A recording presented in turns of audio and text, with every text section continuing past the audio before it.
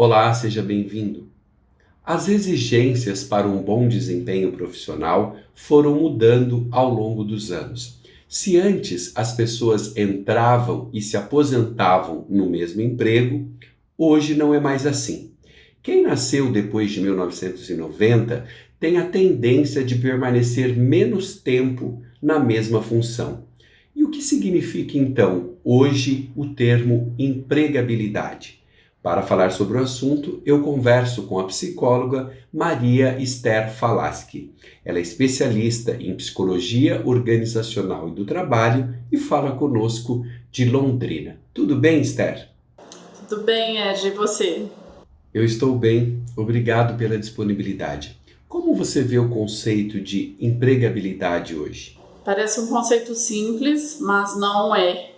Nós estamos num universo de constante mudança, de novas tecnologias que surgem o tempo todo, não há uma estabilização ainda no surgimento de novas tecnologias no mundo do trabalho, seja na modernização da indústria ou das próprias redes de comunicação. E nós temos ainda por cima, nesse momento, o contexto de pandemia, que muda drasticamente não só a disponibilidade de postos de trabalho, mas também as próprias relações do trabalho em si. O home office, por exemplo, é uma realidade que hoje está presente, que até 2 anos se falava disso apenas nos grandes centros ou em nichos específicos, como na área de tecnologia da informação. Então, empregabilidade é um conceito que passa a ser muito dinâmico, de nós podermos o tempo todo analisarmos as demandas do mercado, as necessidades do mercado e, na medida do possível, nós buscarmos adequações, buscarmos formação, buscarmos adaptação a esse novo contexto. As empresas foram se adaptando a esse novo comportamento das gerações Y e Z?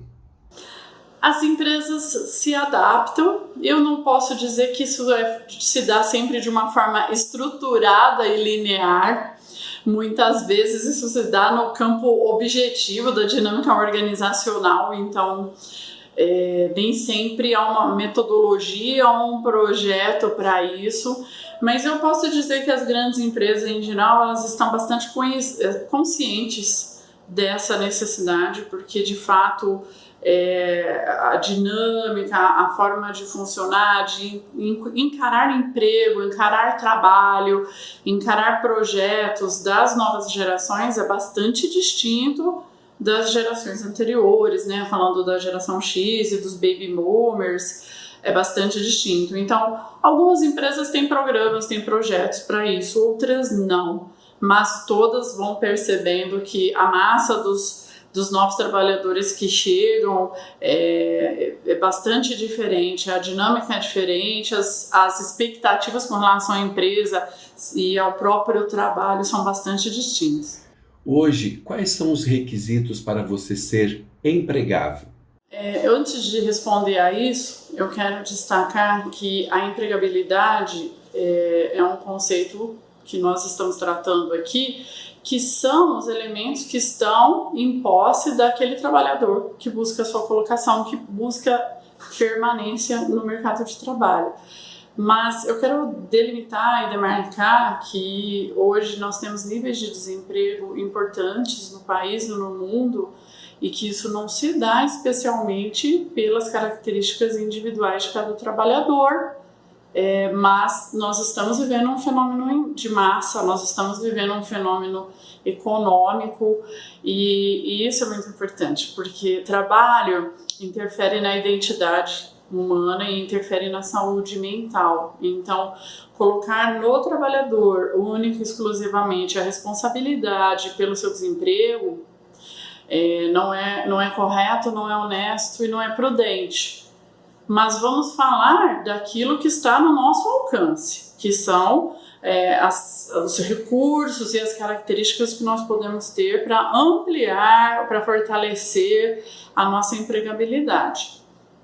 Então, os requisitos, você me perguntou os requisitos hoje para que se seja empregado. Como eu disse, primeiramente, qualificação, entender em que lugar você quer estar, ter definido um plano de carreira, ter definido uma expectativa de posição e aí traçar a sua qualificação. O que as empresas estão valorizando muito neste contexto tão difícil que nós estamos vivendo é, de fato, a versatilidade. É uma pessoa que esteja aberta a novos desafios, uma pessoa que seja aberta a ambiente de mudança, porque as exigências elas estão mudando muito e que essa pessoa possa desempenhar diferentes atividades, evidentemente dentro do seu campo de atuação, mas aquele trabalho departamentalizado, burocratizado, ele está cada vez mais fora. Né?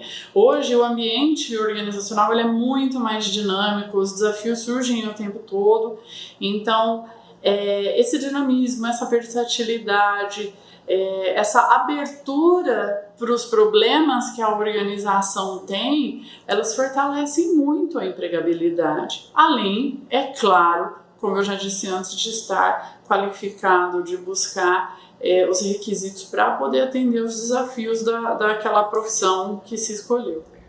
Quais as características comportamentais mais valorizadas pelas empresas? O compromisso ético, a adaptação a novos contextos, então um indivíduo que seja adaptável, a criatividade é uma característica que está contando bastante, a abertura para a diversidade, então um indivíduo que saiba trabalhar com diferentes gerações, com diferentes gêneros, com diferentes contextos de trabalho, então isso também conta bastante. Como a inteligência emocional pode auxiliar na carreira profissional? O mundo do trabalho, ele oferece muita pressão, seja nos níveis de atividades mais operacionais e braçais, seja nos níveis de atividades mais intelectuais, a pressão é muito grande, então o gerenciamento dessa pressão, ele se faz necessário. De novo, eu reitero que nós não estamos falando de que a responsabilidade está num lugar só, cabe às empresas fazer a gestão da saúde mental corporativa, mas a inteligência emocional do trabalhador, ela é muito importante para que ele possa ter sucesso nos desafios que ele encontra e poder ter, eu não gosto muito de usar a palavra resiliência, porque ela remete muitas vezes a uma condição do indivíduo suportar o insuportável, e o insuportável ele não deve ser tolerado, né? Nós não deveremos jamais nos submeter a situações de assédio, a situações de cargas abusivas de trabalho, nada disso deve ser tolerado. Mas essa maleabilidade para lidar com conflitos, para lidar com períodos de maior pressão, para lidar com um ambiente de colegas ou com um ambiente de clientes que muda o tempo todo, isso é muito importante. Qual a importância de se ter um curso superior hoje? Se você busca trabalhar com atividades administrativas, o curso superior ele é fundamental, ele é uma condição mesmo para que você alcance uma posição, tenha maior empregabilidade e consiga evoluir na sua carreira. Mas não é só e jamais a única opção. Então, hoje nós temos, por exemplo, as formações de níveis técnicos, as formações como tecnólogo e, além disso, outras qualificações, né? Por exemplo, na gastronomia, nós temos diversas formações que são possíveis de se fazer que não envolvem um curso técnico ou um curso superior, assim como a fotografia, assim como o design, né? Falando de desenvolvimento de artes gráficas. Existem várias profissões, até mesmo dentro da própria tecnologia da informação, onde uma sucessão de cursos e vivências acaba pesando mais que o próprio curso superior. Então, claro, se você quer trabalhar numa profissão regulamentada como a psicologia ou a engenharia ou o direito, obviamente é uma condição sine qua non fazer a graduação e estar no seu conselho de classe. Mas, com exceção das profissões regulamentadas e do ambiente administrativo, hoje o ambiente de trabalho está muito mais dinâmico com relação à qualificação de profissionais.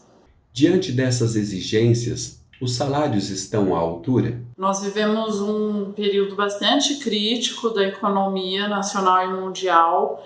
Então, nós temos uma discrepância muito grande entre a alta dos preços para manutenção da vida cotidiana e, ao mesmo tempo, os salários. Mas nós temos algumas áreas, alguns nichos que trazem realmente uma boa remuneração. Alguns segmentos da tecnologia, da informação, por exemplo, trazem um bom retorno, sim. De qualquer forma, veja, as crises econômicas acontecem, elas vêm e elas vão. Então, é importante nós estarmos sempre, na medida do possível, bastante preparados. Talvez em alguns períodos nós não estejamos, de fato, remunerados à altura do investimento, mas passadas essas crises e passadas também a dinâmica do mercado, de oferta e demanda de postos de trabalho, isso muda. Então, quem estiver preparado vai ter melhores condições. Em outras palavras, minha visão é otimista, eu espero que as crises passem e as crises passam. E o que eu recomendo às pessoas é que, sendo possível, que elas continuem investindo nas suas qualificações. Quais as suas dicas para quem está desempregado? Primeira coisa, não desista. Eu sei que parece uma frase motivacional barata, mas não é. Como eu disse, o mercado oscila. Hoje pode não ter um emprego para você, mas amanhã esse emprego aparece. Então, siga firme, mantenha o seu currículo atualizado. Se possível, tenha um LinkedIn, mantenha o seu LinkedIn atualizado. Use o recurso de ativar vagas do LinkedIn. Poucas pessoas sabem desse recurso, mas o LinkedIn te avisa sobre vagas de acordo com o seu interesse. E faça sempre uma boa rede de contatos. Avise seus amigos, avise ex-colegas, avise as pessoas que você está procurando trabalho. As redes ajudam muito, as pessoas que já te conhecem, que já sabem do seu potencial, da sua qualificação, da sua conduta, vão valorizar isso e vão te indicar. Esther, obrigado pela entrevista. Estou à disposição e espero que a empregabilidade seja um assunto aos poucos cada vez menos discutido, porque tomara que venham aí muitos postos de trabalho. E a você, obrigado pela atenção e até o próximo vídeo.